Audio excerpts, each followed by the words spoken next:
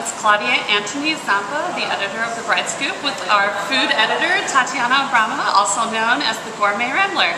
And today we're doing WED Live from Saigon Sisters, and we're answering your food wedding questions. Yeah. Are you ready? I'm always ready. You want to go first? Sure. Well, let's start with this one. Dear BrideScoop, what do you think about the cupcake trend? Signed, So last year. Well, I would quote you, So last year, and say that the cupcake trend really is So 2001. I think that in Chicago there's probably about, a dozen cupcake stores too many. And cupcakes, they do have their time and place. You know, bridal showers probably are acceptable platform for cupcakes, but honestly, nobody loves cupcakes that much. So, in my opinion, the trend needs to go away. Do you have any favorite cupcakes? No, I don't like cake. So you wouldn't like wedding cake either? I like tarts. Tarts. And my favorite tarts are at L'Oreal. It's a bakery on...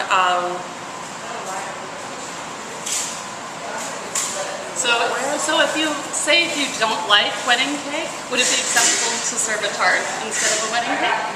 I would be perfectly happy with a tart.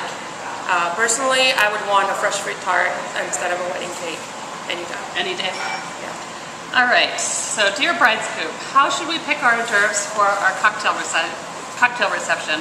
Signed, too many choices. Well, most locations give you a number of different choices that you can pick. We always say some hot, some cold.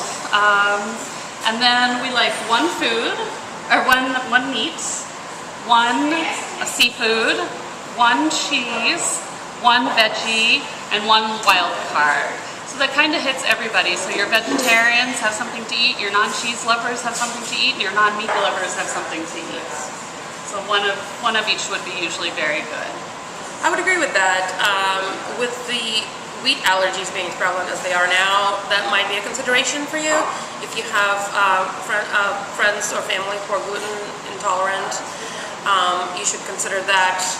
Other than that, I would completely agree with Claudia.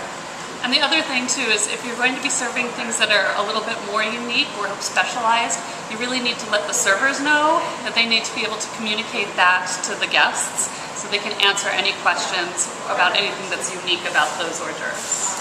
I agree with that too, and I also think that it's the guest's responsibility to communicate their problems to you so that you can effectively accommodate them. Agreed. Your turn. Dear BrideScoop, what is the best wedding meal you ever had? Signed, Hungry.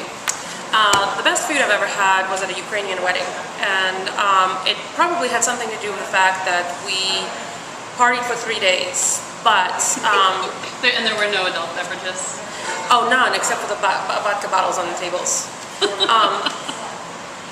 Everything was homemade by, it was a very large Ukrainian family, and everything was homemade by the aunts and great-aunts and great-grandma, and I mean, everyone was involved, everything was hands-on.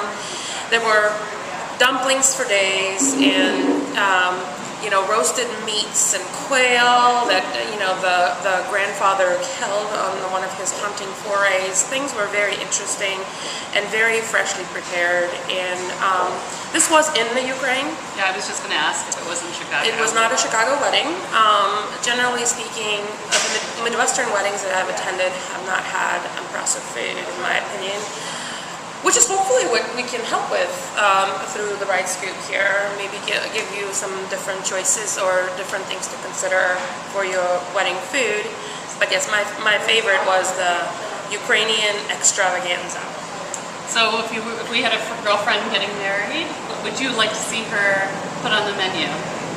Well, it would depend on who that friend is. I mean, I have some friends who are very adventurous with their food, and they would probably be game for certain things that I love. I mean, I would like to see ethnic catering taking place at weddings. Things like... So completely ethnic, or like in addition to, or just a portion of? Either or. Why is it doesn't have to be all ethnic, but I mean, maybe with a little bit of influences here and there, different spicing, maybe options, giving your guests options, keeping some options safe, and sort of mainstream, but giving some other interesting options to your guests, I think that would be fantastic. And yes, I think that there are people, we are now living in the foodie culture, and I think there are people out there who would benefit from completely ethnic catering experience. And I think that we would serve them well by recommending some options like that to them. And I'm game. Hey, listen, Vietnamese catered wedding, I'm in. So I think that actually answers my next question. It's the theBrideScoop. What do you think is the best new wedding trend in food?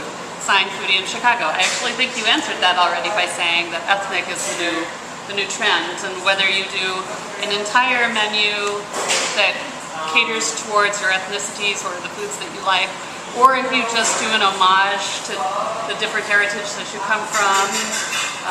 That's a really fun way to do something a little bit different. And like you said, it doesn't need to be the whole the whole meal. It could be your hors d'oeuvres are a little this, or it could be, instead of doing just a regular green salad, maybe you branch out and do something a little bit different green, or using what's freshest at the market, using things, using exotic spices, anything that really sort of stretches your palate and challenges your palate, that creates sort of a sense of excitement. I mean, wedding is an exciting time. It's a celebration, so the food should be not be boring. Celebration too. Yeah. And actually, this goes along with this next question. Dear BrideScoop, do we have to serve food that the guests will enjoy, or can we serve food that we want? Signed, Savvy Foodie. Personally, I think that you definitely should love the food that you serve at your own wedding. It is, after all, your day. However, not everyone is as adventurous as the Savvy Foodie probably is. I would say safe options are always a good idea.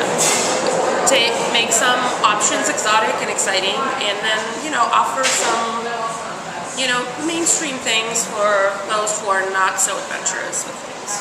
Well, I have to tell you, when we get the RSVPs back for our clients and we see what people are ordering when they're pre-ordering, if we give people a choice between filet or chicken or fish or a vegetarian option, I will tell you 80 to 85% of the RSVPs come back for steak.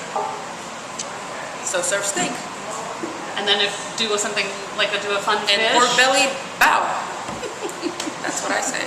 Or, you can have my steak and I will eat your pork belly bow. I like this one. I'm going to read it even though it's directed at you, because it's really for you. Dear BrideScoop, this one is for the Gourmet Rambler specifically. We have heard that you are a huge brunch fanatic. What can we do to include something like that in on our wedding? Signed, always up for brunch. Have a brunch wedding. Why not? Brunch weddings are fun and exciting. Have your guests drinking mimosas and Bloody Marys. I mean, mid-afternoon, dancing up a storm, eating brunch dishes. It's fantastic. Brunch is such a versatile meal. Both sweet and savory options are acceptable choices. Brunch is a meal that's friendly to most people with their restrictions. There's always something delicious for brunch. Brunch is actually one of the meals where a buffet would not be a terrible choice, because brunch is so forgiving. And the frittatas and things like that, most of the brunch items actually would be okay even at room temperature. So your guests would not be upset with their steak being cold or whatnot. But I actually think that brunch also is a lot more budget friendly. Your dollar goes further at brunch. So I fully encourage you to go ahead and experience it at your wedding as an afternoon delight. I agree. Actually, when my husband and I got married, we did a morning ceremony, and it seemed odd to do like tuna tartare or some of the more sophisticated munchies for the hors d'oeuvres. Yeah, and my husband loves brunch, so we did all brunch hors d'oeuvres, and we did deviled eggs and mini quiches, French toast sticks, and then also breakfast sausage on a stick. I think that was probably the biggest hit of the day. Yes. And we did past mimosas and Bloody Marys. That was really fun. I had a great time. I have several friends with brunch weddings. Always a great time. Well, we actually ran out of time. I know we still have more questions, so we'll have to have you back, Gourmet Rambler, for another foodie question and answer session. If you have any questions about food for Tatiana or any other wedding questions for us, go ahead and email us. It's editor at theBrideScoop.com. Thank you as always for being part of this, Tatiana. And it's a big bridal world out there. Start here.